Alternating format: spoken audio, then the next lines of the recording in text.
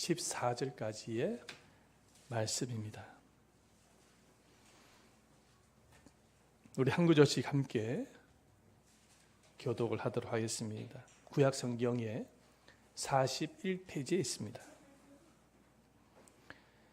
야곱이 브엘세바에서 떠나 하란으로 향하여 가더니 한 곳에 이르러는 해가 진지라.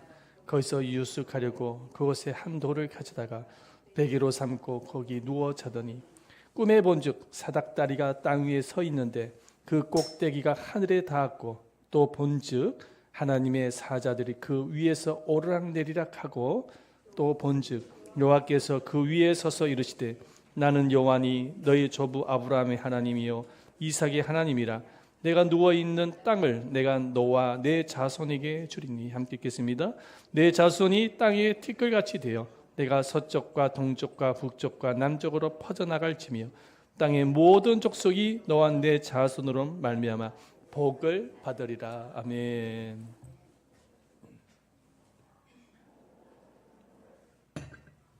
할렐루야. 하나님은 말씀을 통해서 우리에게 찾아오시고 말씀을 통해서 여러분들의 마음속에 큰 깨달음과 믿음을 심어주시고 말씀을 통해서 변화시키시고 은혜 주시나 사실을 믿으시기를 바랍니다. 그래서 오직 우리가 이 시간에는 하나님의 말씀에 집중하는 시간이 되시기를 바랍니다. 말씀을 듣는 자가 살아나고 복을 받게 될 줄 믿습니다. 아멘. 요즘은 희망보다는 절망을 표현하는 단어들이 많이 등장하는 것 같습니다. 여러분에게 먼저 퀴즈를 낼 텐데 한번 맞춰보시기를 바랍니다. 여러분, 이태백이라는 말이 무슨 말의 줄임말인지 아십니까? 이태백. 좀 어렵죠? 퀴즈입니다. 처음 들어보시죠? 예. 이 이태백이라는 말은 20대 태반이 백수다라는 줄임말입니다. 20대 태반이 백수다.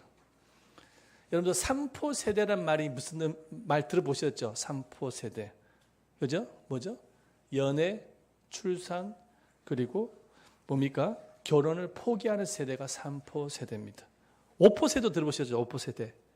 연애, 출산, 결혼뿐만 아니라 오포 세대는 내 집 마련과 인간관계까지 포기하는 것이 5포 세대라고 합니다. 여러분 7포 세대라는 말 들어보셨습니까? 이 7포 세대들이 5개 플러스 2개가 더 있는데 그게 뭐냐면은 꿈과 희망까지 포기한 세대를 7포 세대라고 합니다. 여러분 인턴 사원이라는 뜻이 무슨 뜻인지 아세요? 인턴 사원. 인턴 사원. 인턴 사원이 무슨 뜻이냐면 수습 사원이 아니라 인턴 사원이 뭐냐면 참을 인자에 되돌아갈 턴, 참을 인자에 되돌아갈 턴. 그래서 참고 인내하면서 일을 했더니 정직원이 되기를 바라면서 참고 인내하면서 일을 했더니 무직으로 되돌아갔다라는 거예요. 그게 인턴 사원이라고 합니다. 참으로 희한한 말을 갖다가 이렇게 요즘 속어들이 많이 등장을 하게 되어지는데 왜 이런 속어들이 많이 생기는 것일까요? 그 이유가 뭐냐면 요즘은 보니까는 희망보다는 절망을 품고 살아가는 사람들이 많은 것 같아요. 그래서 이런 용어들이 등장을 하는 것 같습니다. 오늘 이 자리에 앉아 계신 여러분들 중에 혹시 이태백이 계시지 않습니까? 3포 세대, 5포 세대, 7포 세대가 계시지 않는지요? 자, 오늘 본문의 말씀에 보면은 7포 세대, 인턴과 같은 인생의 밤을 보내고 있는 한 사람을 만나게 되어지는데 그 사람이 누구냐면 야곱이라는 인물입니다. 야곱 잘 아시죠? 네, 설교를 통해서 많이 들어서 아실 것입니다. 이 사람의 인생을 가만히 들여다보니까는 이 사람은 어렸을 때부터 살아남기 위해서 또 경쟁에서 성공하기 위해서 정말로 경쟁하고 남을 속이고 피눈물도 없이 악착같이 인생을 살았던 인물입니다. 태어날 때부터 형의 발꿈치를 붙잡고 먼저 태어나려고 했어요. 그만큼 몸에는 뭐가 배어있냐면 경쟁의식이 배어있었던 사람이 야곱입니다. 형 에서의 그 장자권이 탐을 났던 것 같아요. 그래서 그 장자권을 빼앗기 위해서 팥죽 한 것으로 형을 속여가지고 장자권을 빼앗습니다. 자기 아버지 이삭이 이제 나이도 많고 늙어가지고 눈도 이제 잘 안 보이고 사리 판돈도 흐려질 때 그것을 또한 이용을 해가지고 축복권까지 형에게 갈 축복권까지 빼앗아버리는 사람입니다. 그러니까 이 야곱이라는 인물을 한번 보시길 바랍니다. 가족들 중에 야곱 같은 사람이 있다고 한번 생각을 해보세요. 골칫덩어리예요. 경쟁에서 이기기 위해서 자기의 어떤 성공을 위해서는 물불을 가리지 않았던 사람. 가족까지 속이면서까지 악착같이 인생을 살았던 사람이 누구냐니까는 야곱입니다. 그런데 이렇게 악착같이 산 야곱에게도 보면은 인생의 먹구름이 찾아오는 것을 보게 되어집니다. 장자권과 축복권을 야곱에게 빼앗겼다는 사실을 알고 형 에서가 가만히 있겠습니까? 형 에서가 얼마나 지독한 싸움꾼인데요. 가만히 있겠냐고요. 야곱을 죽이겠다고 복수의 칼을 갈기 시작하죠. 그죠? 성경에 나오죠. 이 사실을 알게 되어진 야곱은 형을 패서 이제 도망을 가는 거예요. 어디로? 삼촌 라반이 있는 하란으로 도망을 가는 가운데 있는 말씀이 오늘 우리가 방금 읽었던 이 말씀인 거예요. 본문의 말씀인 거예요. 본문의 말씀 대략 배경은 그렇습니다. 정신없이 도망을 치다가 이제 밤이 맞았어요. 여러분 광야가 어떤 곳입니까? 풀 한 포기가 없어요. 밤이 되면은 땅에서부터 찬 기운이 올라오는 곳입니다. 얼마나 추운지 몰라요. 그런 곳에서 이 야곱은 돌베개를 하고 누웠습니다. 하늘을 쳐다보니 별이 보이네요. 별을 보면서 자기 꼬라지가 너무 치근하게 느껴지는 거예요. 물불을 가리지 않고 악착같이 살았던 인생인데 이제는 형을 피해서 도망을 간 인생이 되어졌기 때문에 치근하게 느껴지는 것입니다. 그러면서 정말 밤 기운의 그 밑에서 올라오는 그 찬 기운보다 더 차가운 마음, 차가운 심령, 시린 마음을 가지면서 눈에는 눈물이 흐르기 시작합니다. 쏟아지기 시작합니다. 여러분들은 인생을 살면서 야곱 같은 인생을 살고 계시는 분이 계실지 모르겠습니다. 나는 열심히 살았는데 자식 새끼 먹여 살리기 위해서 자식 새끼 기죽지 않게 하기 위해서 바둥바둥거리면서 살았고 뼈가 부서질 만큼이나 그렇게 일을 하면서 악착같이 치열하게 살아왔는데 남은 것은 이 야곱처럼 고독하고 아픈 어두운 밤인 것입니다. 그렇게 열심히 살았는데 나에게 찾아온 것 남은 것은 고독하고 아픈 어두운 밤밖에 없어요. 혹시 여러분들 중에 그런 사람이 있습니까? 근데 이 순간에도 반드시 기억해야 할 것이 있습니다. 이 절망의 순간에 야곱을 살린 것이 뭐냐는 거예요. 야곱을 살린 것이 뭐냐는 거예요. 야곱이 빼앗았던 장자권이 야곱을 살렸습니까? 자기 아버지를 속여서 빼앗은 그 축복권이 야곱을 살렸습니까? 아니죠. 장자권, 축복권이 야곱을 살린 것이 아닙니다. 성경에 보니까는 하나님이 야곱을 살립니다. 하나님이 야곱을 살려요. 어떻게 하나님이 야곱을 살릴까요? 그렇게 절망 가운데 돌베개를 하면서 눈물을 흘리면서 그렇게 누워 있었던 그 야곱, 정말로 절망 가운데 있었던 그 야곱에게 하나님이 찾아오시는 거예요. 하나님이 찾아오셔서 야곱을 위로하시면서 야곱을 살려주십니다. 야곱은 지금 어떤 상황입니까? 너무 지칠 대로 지친 상황입니다. 여러분, 요즘은요, 다리 밑이라도 들어가면 이슬을 피할 수가 있어요. 그렇죠? 이슬을 피합니다. 그리고 신문지 한 장이라도 있으면은 하루 정도는 지낼 수 있어요. 신문지 덮고 잠을 잘 수가 있으니까. 그런데 광야에 뭐가 있습니까? 차가운 이슬을 맞아야 돼요. 신문지가 있습니까? 신문지 없어요. 풀 한 폭이 없는 곳이에요. 온통 있는 것이랑선 돌멩이들하고 모래밖에 없는 그곳에서 말이죠. 정말로 그 차가운 이슬을 맞아가면서 중동의 지방에 가보시면 아시겠지만 새벽과 밤에 얼마나 이슬이 많은지 모릅니다. 찬 기온에 또 얼마나 추운지 몰라요. 그곳에서 돌베개를 하고 잠이 들고 말았어. 눈물을 흘리는 가운데서 잠이 들고 말았던 거예요. 그런 야곱에게 하나님이 찾아오세요. 찾아오셔서 하나님께서 꿈꾸게 하십니다. 야곱을 회복시키기 위해서 꿈을 주시는데 어떤 꿈입니까? 12절 말씀 한번 보십시다.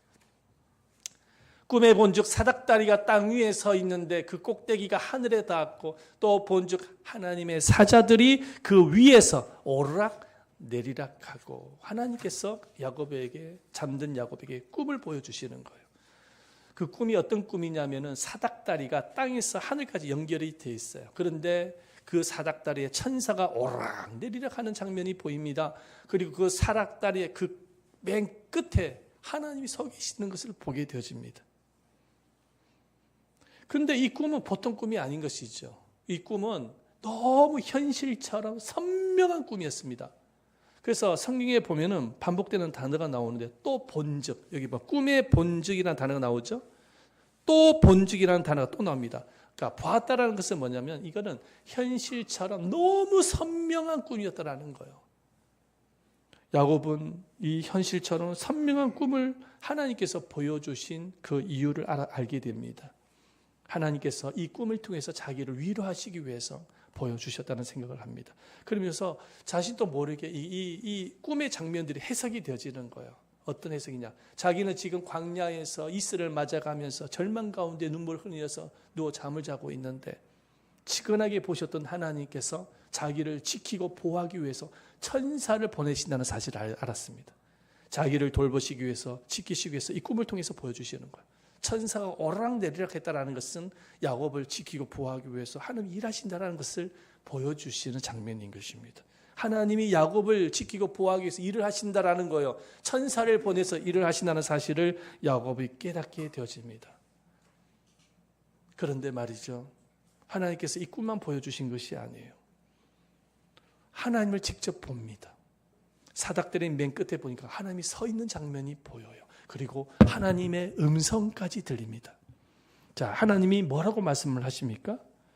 자, 창세기 28장 13절 말씀해 보면 또 본즉 여호와께서 그 위에 서서 이르시되, 이렇게 말씀합니다. 13절 말씀 또 보십시다. 나는 여호와니 너의 조부 아브라함의 하나님 이삭의 하나님이라. 자, 꿈을 통해서 하나님께서 천사를 보내주신 것도 보게 되어지고 또한 하나님이 그 맨 끝에 서 계시는 것도 보게 되어지고 그뿐만 아니라 하나님의 음성을 들으면서 그렇게 절망 가운데 있었던 야곱에게 희망이 생기기 시작합니다. 그런데 무엇보다도 하나님의 음성을 들으면서 희망을 갖게 되어지는데 하나님께서 야곱에게 뭐라고 말씀을 하십니까? 너는 여호와니 너의 조부 아브라함의 하나님 이삭의 하나님이라. 그 전제를 저를 한번 보여주세요. 이 말씀은 어떤 말씀이냐면 나는 너의 조부 아브라함의 하나님이고 너의 아버지 이삭의 하나님이고 그리고 너의 하나님이다. 나는 너의 하나님이다. 야곱은 그 꿈을 통해서 하나님의 음성을 듣게 되어집니다. 어떤 음성입니까? 나는 너의 하나님이다. 그 음성을 들으면서 야곱의 마음에 희망을 갖게 되어지는 거예요. 용기를 갖게 되어지는 거예요.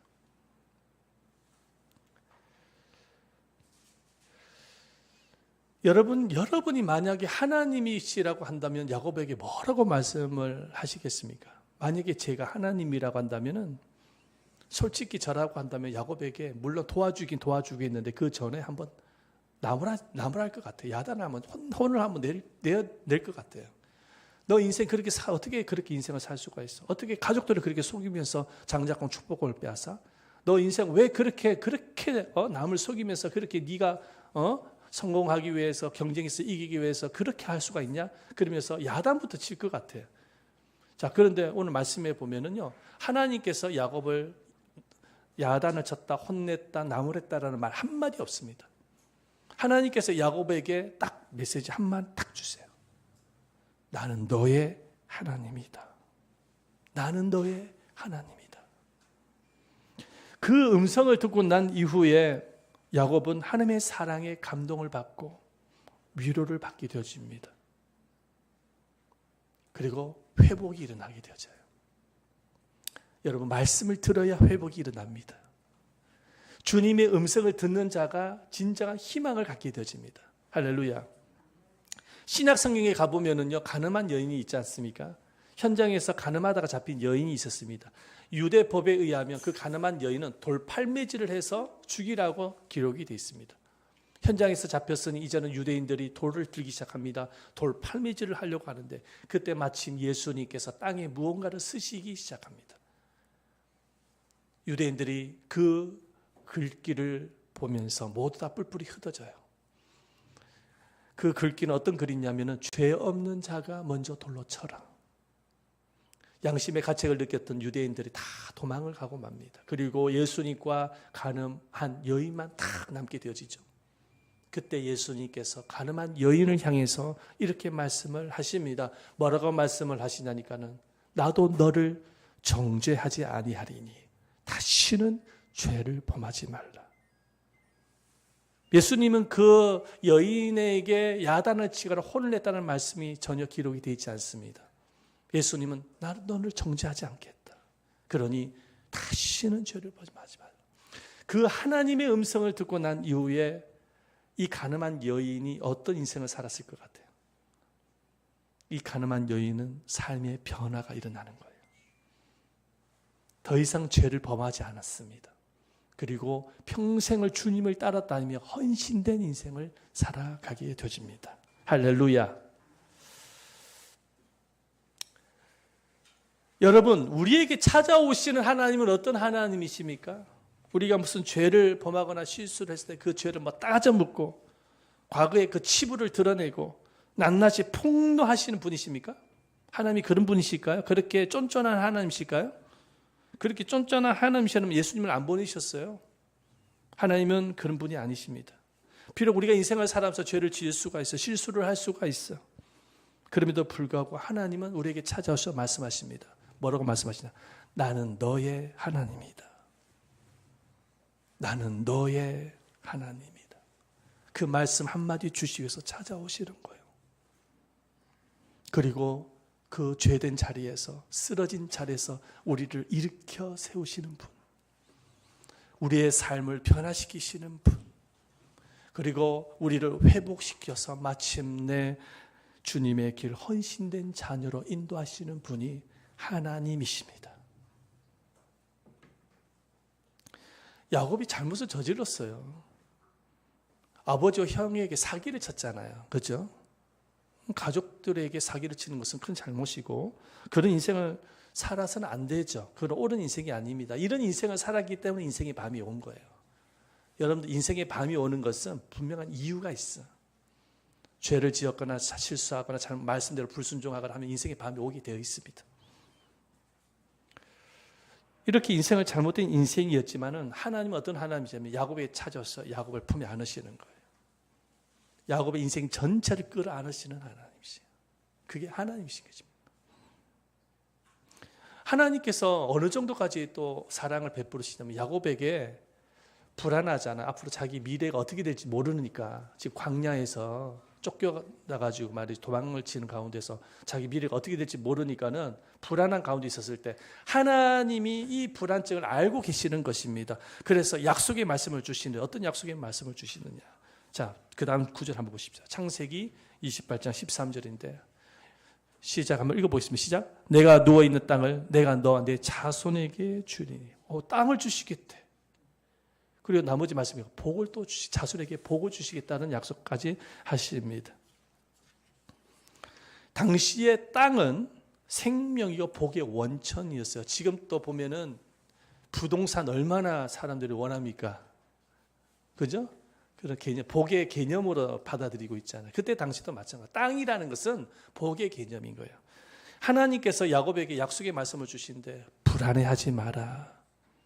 두려워하지 마라. 너의 미래에 대해서 내가 책임지겠다.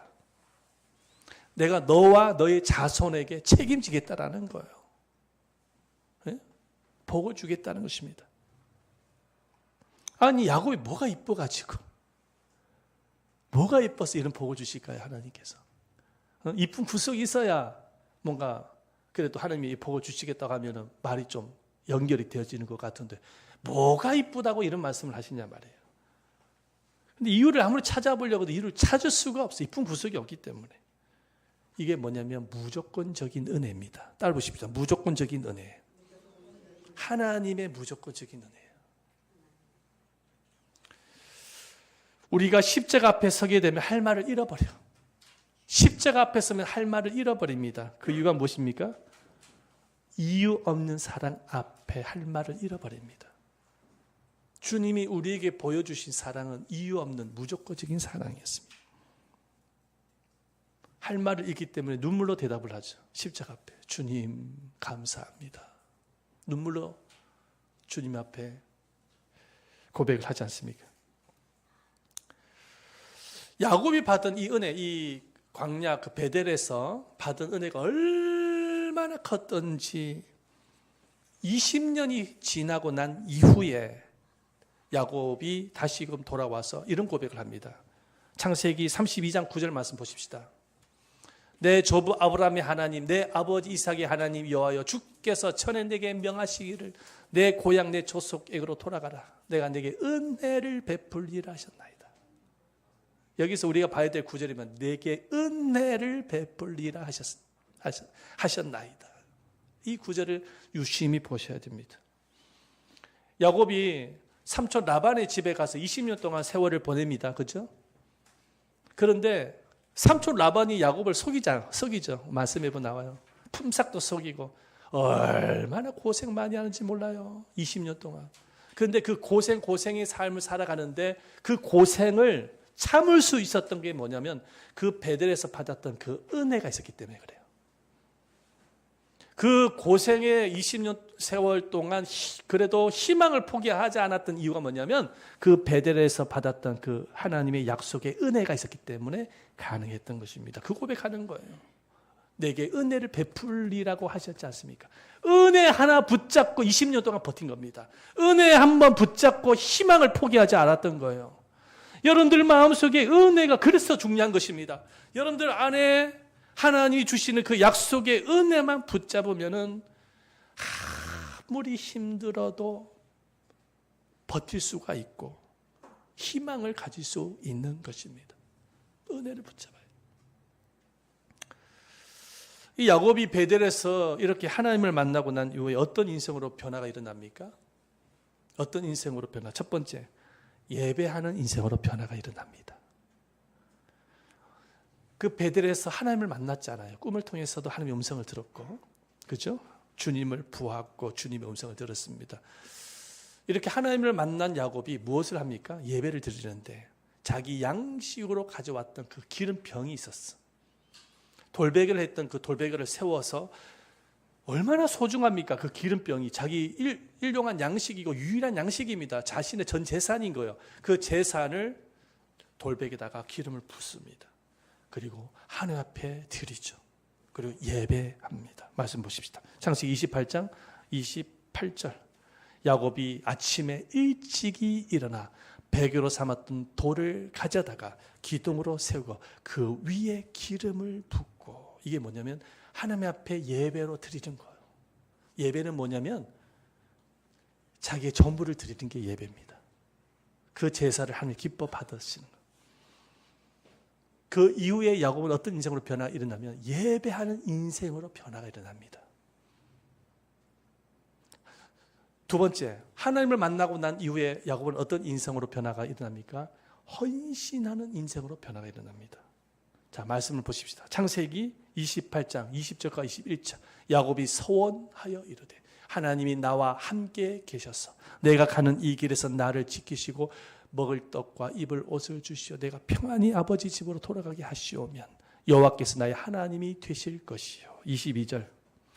내가 기둥으로 세운 이 돌이 하나님의 집이 될 것이요 하나님께서 내게 주신 모든 것에서 10분의 1을 내가 반드시 하나님께 드리겠나이다 하였더라. 하나님을 만나고 난 이후에 야곱은 어떤 인생으로 변하면 11조 인생을 하는 삶으로 변화가 일어나요. 하나님 앞에 온전하게 드려지는 인생을 살아가는 거예요. 그게 뭡니까? 10분의 1이라는 것은 뭐냐면은 하나님이 내 인생의 주인이라는 것을 고백하는 거예요. 그래서 하나님 앞에 온전하게 헌신하는 인생으로 변화가 일어납니다. 베델에서 하나님을 만났기에 이런 변화들이 일어났고, 그리고 희망과 용기를 가지게 되어진 것이죠.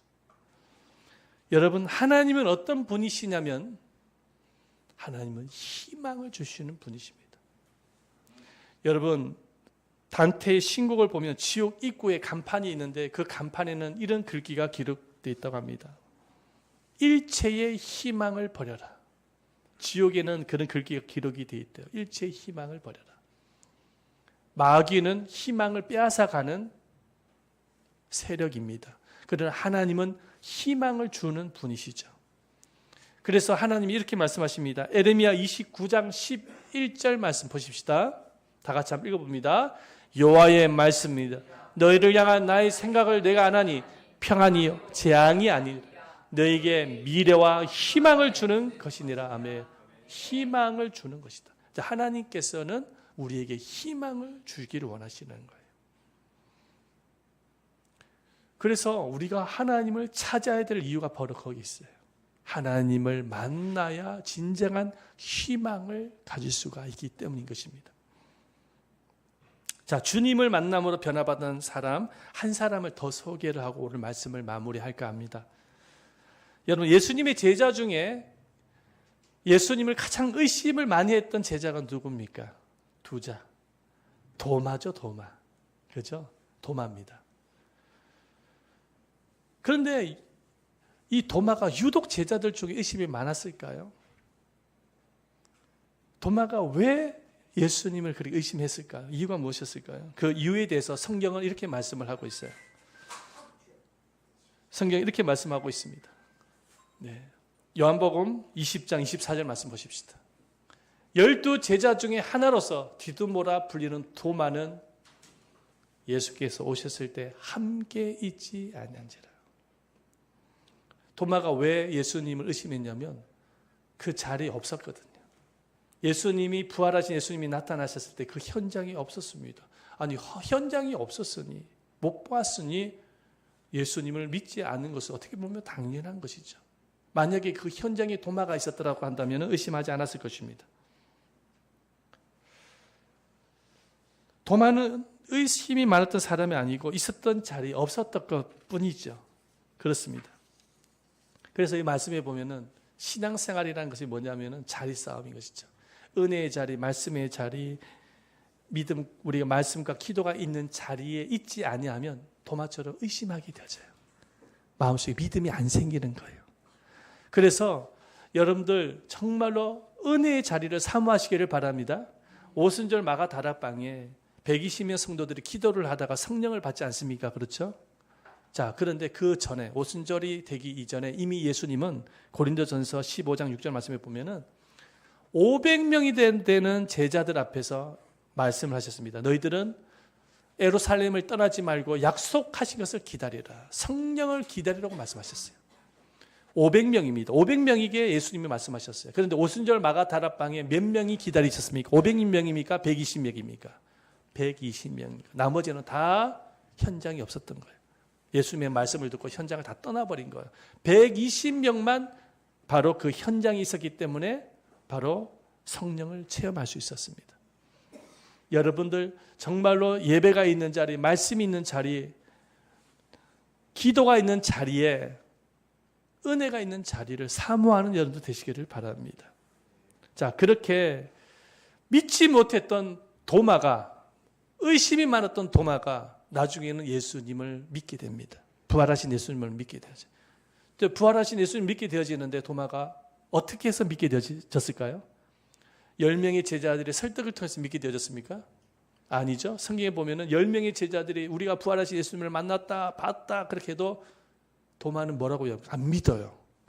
그런데 이 도마가 어떻게 해서 예수님을 믿게 되어지느냐? 부활하신 예수님께서 도마에게 찾아오십니다. 예수님이 찾아오시는 예수님. 믿음을 심어주시기 위해서 예수님이 직접 찾아오시는 거예요. 그런데 예수님이 찾아오실 때 어떻게 찾아오십니까? 철저하게 준비해서 찾아오십니다. 여러분에게 퀴즈를 내겠습니다. 예수님이 부활을 하시기 전에, 예수님이 십자가 지시기 이전에 어떤 일이 있었습니까? 채찍에 맞으셨어요. 그렇죠? 그래서 온몸이 상처투성입니다. 채찍은 그냥 채찍이 아니죠. 납이 달린 채찍이에요. 한번 맞게 되면 살점이 떨어져 나가죠. 웅북웅북 파입니다. 온몸의 상처 덩어리입니다. 그리고 십자가지 졌지 않습니까? 그렇죠? 그럼 예수님이 부활하셨다고 한다면 온몸이 패이고 상처가 있고 멍든 그대로 부활을 하셨을까요? 아니면은 온몸이 신령한 몸으로 재생이 되어지고 변화가 되어져서 깨끗한 몸으로 부활을 했을까요? 여러분 1번일까요? 2번일까요? 1번일까 2번이 부활하실 때 어떤 몸으로 부활하셨을까요? 상처를 가지고 부활하셨을까요? 재생된 몸으로 부활을 하셨을까요? 2번이죠. 그죠? 예수님이 아주 신령한 몸으로 변화가 일어나서 정말로 그 상처가 다 사라지고 재생된 몸으로 부활을 하셨습니다. 너무나도 아름다운 모습으로 부활을 하셨어요. 자, 그런데 예수님께서 십자가를 졌을 때 가졌던 그 손과 발의 못자국과 창자국 남겨두셨어요. 누구 때문에 남겨두셨을까요? 도마 때문에 그래요. 도마가 뭐라고? 여러분 10명의 제자들만 믿으면 되지 한 사람이 뭐라고 예수님이 남겨두셨어요. 도마가 제자들한테 뭐라고 이야기를 한 적이 있었습니까? 내 손가락으로 예수님의 그 못자국과 창자국에 손을 넣어보지 않고서는 믿지 않겠다. 그렇게 말했던 사람이 도마입니다. 그 말을 예수님이 알고 계신 거예요. 듣고 계셨던 거예요. 그래서 도마를 위해서 이 손의 못자국과 창자국은 남겨두셨던 것입니다. 그리고 예수님이 도마에게 나타나서 한번 직접 넣어보라고 말씀하십니다. 그러면서 도마가 거기에서 꼬꾸라지죠? 꼬꾸라지는 거예요. 나의 주, 나의 하나님이시니이다. 그래서 도마가 변화가 일어납니다. 그 의심 많았던 도마가 변화가 일어나 회복이 일어나죠. 그리고 나중에는 인도까지 가서 복음을 전하다가 순교를 당합니다. 할렐루야! 부활하신 예수님이 찾아오셨기 때문에 가능했던 거예요. 여러분, 주님은 어떤 분이시냐? 우리에게 희망을 주시기 위해서, 우리를 회복시키기 위해서 찾아오시는 분이십니다. 여러분이 예수를 믿게 되어진 것은 그냥 믿게 되어진 것이 아니라 주님이 찾아오셨기 때문에 믿음을 갖게 되어진 것입니다. 만약에 예수님이 여러분들에게 찾아오지 않으셨다면 여러분 믿음을 가질 수가 없어요. 이미 오셔서 여러분들 마음속에 성령으로 오셨습니다. 믿으시길 바랍니다. 뿐만 아니라 여러분들의 교회로 나오게 되어진 것도 주님이 찾아오셨기 때문에 가능한 거예요. 아무나 교회에 올 수 없어요. 저 불순종한 저 영혼들이 교회로 옵니까? 안 오지. 주님을 만난 이들만이 교회로 올 수가 있는 거예요. 과거에도 오셨고 현재에도 오시고 앞으로 미래에도 예수님은 오실 거예요. 그 이유가 뭐냐면 희망과 용기를 주시기 위해서 오시는 것입니다. 그래서 나를 찾으시는 주님을 위해서 내가 해야 될 역할이 있습니다. 내가 순종해야 될 것이 있어요. 우리는 어떻게 예수님을 맞이해야 될까요? 예수님이 나를 찾아서 오시듯이 나도 간절히 주님을 찾아야 되는 것입니다. 예수님을 잃어버린 양 한 마리를 찾듯이 나도 주님을 찾을 수 있어야 돼요. 그래서 성경에 보면은 나를 간절히 찾는 자가 나를 만날 것이다 말씀하고 있는 거예요. 주님을 만나야 되는 것입니다. 야곱처럼 정말로 그 돌 기둥에다가 기름을 부어서 주님을 찾지 않습니까? 예배를 드리면서 찾지 않습니까? 말씀과 기도를 통해서 우리는 찾아야 되는 것입니다. 우리가 있는 그 현장에 기름을 부어서 주님을 찾을 수 있어야 되는 거예요. 그럴 때 주님이 우리를 만나 주시는 것입니다. 그리고 우리에게 새로운 희망을 주시는 거예요. 할렐루야. 주님의 만남이 진정한 희망인 겁니다. 주님의 만남이 희망, 그밖에 없어요. 자, 오늘부터 4주간 대림절입니다. 희망을 주기 위해서 이 땅에 오신 아기 예수님을 기다리는 절기가 대림절이라고 합니다. 우리 모두가 다 이 성탄절을 앞두고 있는데 정말로 기다리십시다. 예수님의 만남을 기다리십시다. 예배를 통해서 말씀과 기도를 통해서 기다리십시다. 주님을 만나게 되어졌을 때에 여러분들에게 주님께서 새로운 희망과 용기와 삶의 활력을 주실 줄을 믿습니다. 우리가 정말 주님을 만나야 돼요. 우리 다 같이 한번 찬양 한 곡 하고 함께 기도하는 시간을 가지겠습니다.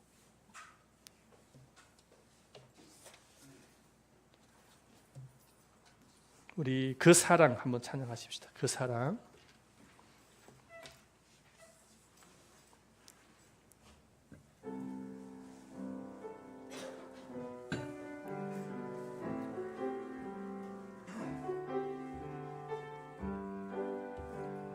아버지 사랑 내가 노래해, 아버지 은혜 내가 노래해. 그 사랑 변함없으신 거짓 없으신 성실하신 그 사랑, 상한 갈대 꺾지 않으시는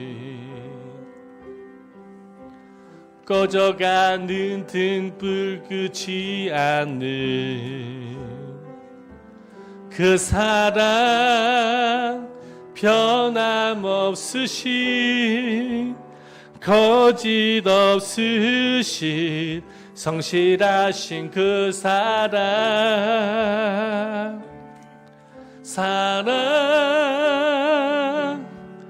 그 사랑, 날 위해 죽으신, 날 위해 다시 사신 예수 그리스도, 다시 오실 그 사랑, 죽음도 생명도 천사도 하늘의 어떤 권세도 끊을 수 없는 영원한 그 사랑 예수. 하나님의 사랑은 어떤 사랑입니까? 찾아오셔서 우리를 위로하시고 우리에게 새로운 희망을 주시고 회복시키시고 우리를 이끌어 가시는 하나님의 사랑입니다. 여러분, 하나님은 그렇게 우리를 사랑하고 계시는 거예요. 하나님은 오늘 또 여러분에게 찾아오셨고 앞으로도 찾아오실 하나님이십니다. 기대하시기를 바랍니다. 하나님이 여러분들을 향한 그 사랑은 포기되지 않습니다. 세상 사랑은 포기하지만 하나님은 결단코 여러분들을 포기하지 않습니다. 그 사랑을 생각을 하면서 우리도 하나님을 간절히 찾을 수 있는 인생이 되어줄 수 있도록 기도하십시다. 나를 간절히 찾는 자가 나를 만날 것이다 했습니다. 야곱이 그 베델에서 주님을 만나지 않습니까? 주님을 만나는 인생이 되어지길 원합니다. 주님을 만나기 위해서 예배하기를 원합니다. 기도하기를 원합니다. 말씀을 가까이 하기를 원합니다. 주님의 만남이 진정한 희망인 거예요. 여러분들 건강에도 희망이 있을 줄 믿습니다. 주님을 만날 때 건강에도 희망이 생겨요. 주님을 만날 때에 여러분들의 모든 인생이 회복이 일어나는 거예요. 모든 해답은 예수 그리스도 안에 있습니다. 우리 한번 이 시간에 간절한 마음으로 기도하면서 주님 만남을 사모하겠습니다. 더욱더 갈망하겠습니다. 야곱처럼 기름을 붓겠습니다. 주님 만나겠습니다. 그리고 새로운 희망을 가지겠습니다. 다 같이 주여 한번 외치시면서 기도하겠습니다. 주여, 살으시고 자비로우신 아버지 하나님 감사드립니다. 주님의 만남을 사모하기를 원합니다. 우리들의 모든 인생의 진정한 해답은 예수 그리스도 안에 있습니다. 예수님을 만날 때 진정한 새로운 희망을 가질 수가 있습니다. 야곱이 그 베델의 그 절망적인 상황 속에 주님을 만남으로 인하여 돌멩이에 또 아버지 하나 돌기둥에 기름을 붓고 예배를 드리며 주님을 간절히 찾았습니다. 거룩하신 아버지 하나님, 온전한 정말로 인생을 살아갈 때에 하나님이